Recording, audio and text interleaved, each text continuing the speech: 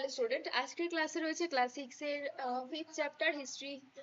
খ্রিস্টপূর্ব ষষ্ঠ শতকের ভারতীয় উপমহাদেশ। এই সময়ের মানে এই চ্যাপ্টারটা থেকে এই চ্যাপ্টারে মূলত প্রতিবাদী ধর্ম সম্পর্কে আলোচনা করা হয়েছে। এই ধরো তোমার বৌদ্ধ ধর্ম, জৈন ধর্ম, এই বিষয়গুলো সম্পর্কেই বেশিরভাগ ডিসকাশন রয়েছে। তো যাই হোক, প্রশ্ন উত্তর করতে করতে আমরা একটু বোঝার চেষ্টা করব। তো দেখো, চলো স্টার্ট করি ক্লাসটা। 1 নম্বর প্রশ্ন, খ্রিস্টপূর্ব ষষ্ঠ শতকে ভারতীয় উপমহাদেশে কতগুলি মহাজনপদের কথা জানা যায়? খ্রিস্টপূর্ব ষষ্ঠ শতকে ভারতীয় উপমহাদেশে 16টি মহাজনপদের কথা জানা যায়। 2 নম্বর প্রশ্ন, 16টি মহাজনপদের নাম লেখো। 16টি মহাজনপদ কি কি ছিল?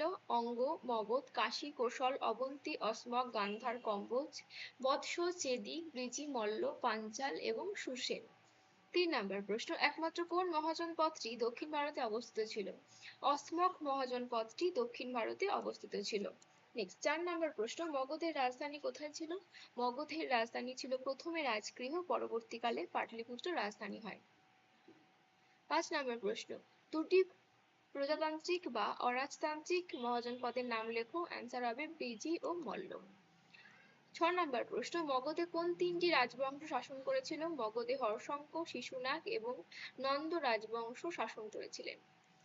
7 নম্বর প্রশ্ন, বজ্জীদের রাজধানী কোথায় ছিল? বজ্জীদের রাজধানী ছিল বৈশালীতে।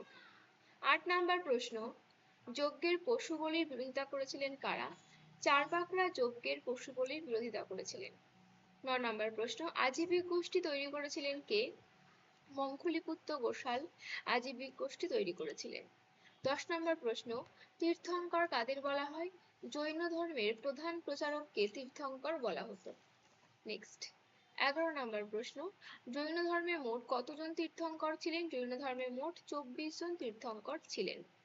12 নম্বর প্রশ্ন, জৈন ধর্মের শেষ দুজন তীর্থঙ্কর কে ছিলেন? শেষ দুজন ছিলেন পার্শ্বনাথ এবং বর্ধমান মহাবীর। তার মানে পার্শ্বনাথ 23তম তীর্থঙ্কর ছিলেন এবং বর্ধমান মহাবীর 24তম তীর্থঙ্কর ছিলেন। 13 নম্বর প্রশ্ন, পার্শ্বনাথ কে ছিলেন? পার্শ্বনাথ ছিলেন কাশীর রাজপুত্র। নেক্সট, কেবলীর নামে কে পরিচিত হন? বর্ধমান মহাবীর কেবলীর নামে পরিচিত হন। 15 নম্বর প্রশ্ন, মহাবীর কত বছর বয়সে কোথায় মৃত্যুবরণ করেন? আনুমানিক 72 বছর বয়সে পাবানগরীতে মহাবীর মৃত্যুবরণ করেন। চলো নেক্সট 16 নম্বর প্রশ্ন, চতুর্জামে কোন 4টি নীতির কথা বলা হতো?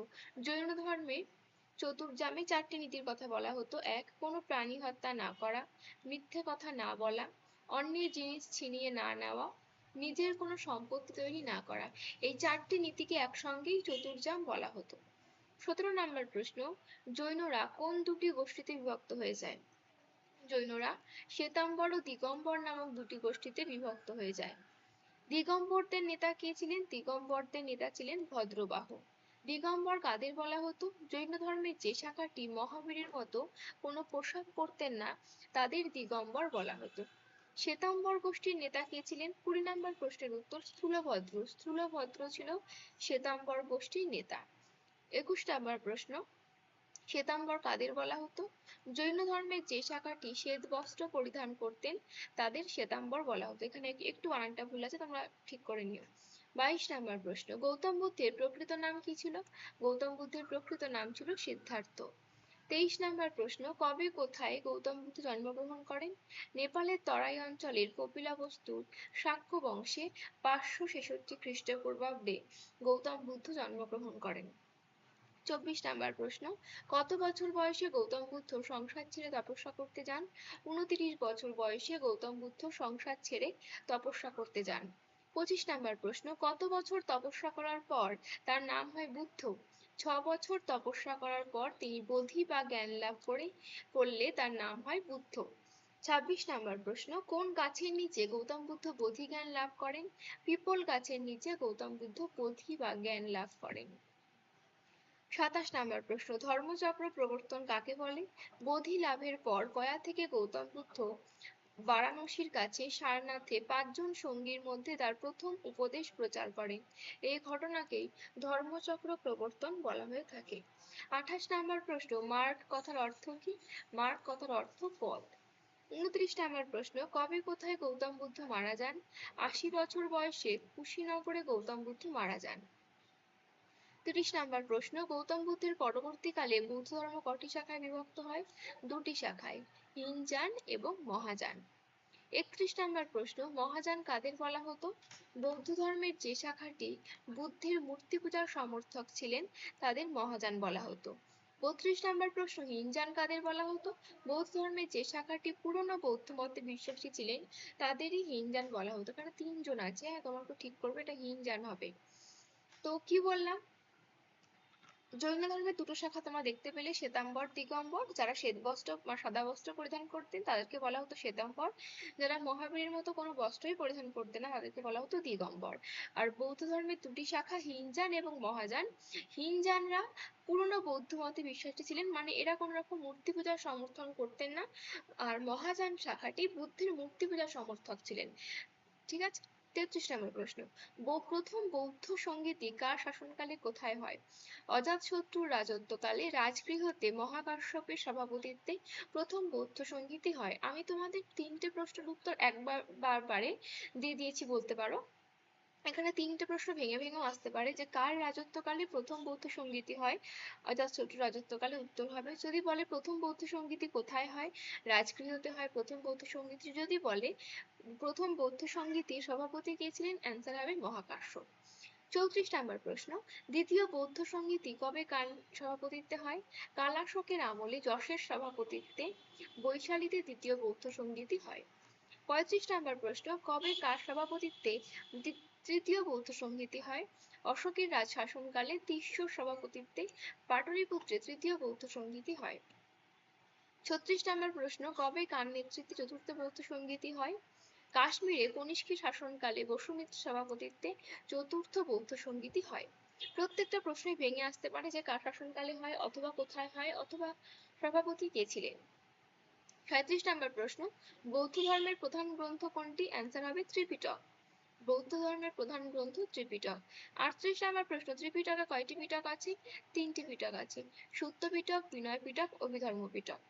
39 নম্বর প্রশ্ন দেখো, মহাকাশ্যপ কে ছিলেন? বুদ্ধর একজন শিষ্য ছিলেন মহাকাশ্যপ। চলো, বৌদ্ধ ধর্মের ত্রিরত্ন কি? বুদ্ধ, ধম্ম এবং সংঘ, এই তিনটে মিলেছিল বৌদ্ধ ধর্মের ত্রিরত্ন। 41 নম্বর প্রশ্ন, জৈন ধর্মের ত্রিরত্ন কি? জৈনরা সৎ বিশ্বাস, সৎ জ্ঞান এবং সৎ আচরণের উপর জোর দিতেন, তাই এই তিনটিকে একত্রে জৈন ধর্মের ত্রিরত্ন বলা হতো। 42 নম্বর প্রশ্ন, পিটক কথার অর্থ কি? পিটক কথার অর্থ হলো ঝুড়ি। 43 নম্বর প্রশ্ন, কোন বৌদ্ধ সঙ্গীতিতে বৌদ্ধ ধর্ম হীনযান এবং মহাযান দুই ভাগে বিভক্ত হয়? চতুর্থ বৌদ্ধ সঙ্গীতিতে। 44 নম্বর প্রশ্ন, সত্যপিটক, বিনয় পিটক সংকলন করা হয় কোন বৌদ্ধ সঙ্গীতিতে? রাজগৃহে অনুষ্ঠিত প্রথম বৌদ্ধ সঙ্গীতিতে সত্যপিটক ও বিনয় পিটক সংকলন করা হয়। 45 নম্বর প্রশ্ন, অভিধম্ম পিটকের মূল বিষয়বস্তু কি ছিল? অভিধর্ম পিটকের মূল বিষয়বস্তু ছিল গৌতম বুদ্ধের মূল কয়েকটি উপদেশের আলোচনা। এখানে অভিধান মুভি হয়ে গেছে, তোমরা এটা একটু দেখবে, হ্যাঁ। চলো, 46 নম্বর প্রশ্ন, বিনয় পিটকের মূল বিষয়বস্তু কি? বিনয় পিটকে বৌদ্ধ সংঘের এবং বৌদ্ধ সন্ন্যাসীদের আচার আচরণের নিয়মগুলি রয়েছে। 47 নম্বর প্রশ্ন, সূত্র পিটকের মূল বিষয়বস্তু কি? সূত্র পিটকে গৌতম বুদ্ধ ও তার প্রধান শিষ্যদের উপদেশগুলি সংকলিত রয়েছে। 48 নম্বর প্রশ্ন, অষ্টাঙ্গিক মার্গ কি? বৌদ্ধ ধর্মে দুঃখ থেকে মুক্তি পাওয়ার জন্য গৌতম বুদ্ধ 8টি উপায়ের কথা বলেছিলেন। এই 8টি উপায়কে একসঙ্গে অষ্টাঙ্গিক মার্গ বলা হয়, যেমন সৎ আচরণ, সৎ দৃষ্টি, সৎ জ্ঞান ইত্যাদি। 49 নম্বর প্রশ্ন, আর্য সত্য কি? বৌদ্ধ ধর্মে গৌতম বুদ্ধ দুঃখ থেকে মুক্তি লাভের 4টি উপায়ের কথা বলেন। এই 4টি উপায়কে একসঙ্গে চতুরার্য সত্য বলা হয়। 50 নম্বর প্রশ্ন, পঞ্চমহাব্রত কি? জৈন ধর্মে চতুর্ধামের সঙ্গে মহাবীর আরো একটি নীতি যোগ করেন, সেই নীতিটি হচ্ছে ব্রহ্মচর্য নীতি। এই 5টি নীতিকে একসঙ্গে পঞ্চমহাব্রত বলে। মানে চতুর্ধামে অলরেডি 4টি নীতি ছিল, তোমরা দেখেইছো আগের প্রশ্নে।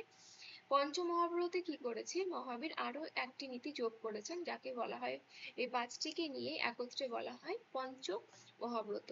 আজ এই পর্যন্ত, দেখা হচ্ছে নেক্সট ভিডিওতে। ভালো লাগলে অবশ্যই লাইক, শেয়ার, সাবস্ক্রাইব করো।